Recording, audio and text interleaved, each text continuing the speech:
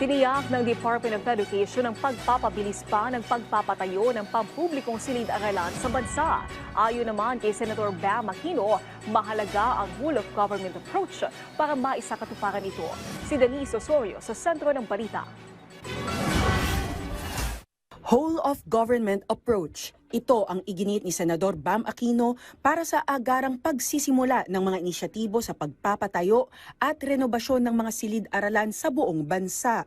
Sabayang pagkilos ang kinakailangan mula sa national government, pamahalaang lokal at pribadong sektor. Practically lahat na nasa CAP Bill, nasa 2026 GAA na po siya bilang mga special provision. So even right now, kahit hindi pa po pasado yung CAP Bill, yung provision na pwede rin pong bumili ng build right ang mga LGU, nalagay rin po yan sa special provision.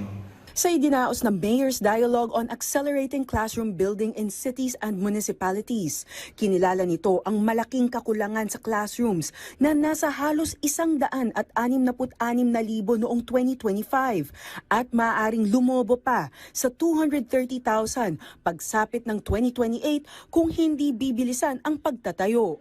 Iginit din na ang paglaan ng 66 billion pesos na budget ay para sa pagpapatayo ng humigit kumulang na 25 hanggang 30,000 classrooms na isa sa pinakamalaking pondo para sa classroom construction sa kasaysayan. Ayon naman sa Department of Education, binigyang diin ni Secretary Sonny Angara na may validated list na ng mga school sites at shortages na maaari ng simulan ng mga LGU kasabay ng pagpapaigting ng mga standard sa disenyo at kalidad ng mga paaralan tulad ng sukat at tibay nito sa anumang kalamidad.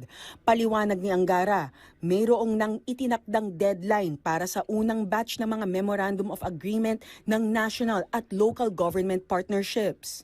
Remember po, may Feb 4 deadline. Pero yung Feb 4 deadline is only to make it to the first batch of signatories sa MOA. Yun ang usapan po namin nila Senbam at saka nila President Francis. Pero kagandahan mo nito, we will work with you in selecting. Kasama rin sa mga kinokonsidera ang paggamit ng PPP para sa mas malaking silid-aralan, lalo na sa mga lugar na kapos sa lupa na nangangailangan ng 4 to 6 story buildings. Para naman sa mga lugar na nasalanta ng bagyo o lindol, mayroon na ring mas mabilis na solusyon gaya ng collapsible classrooms na maaaring itayo sa loob ng ilang araw.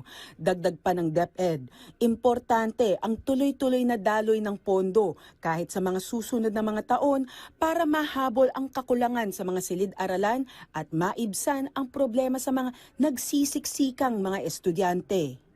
Denise Osorio, para sa Pambansang TV, sa Bagong Pilipinas.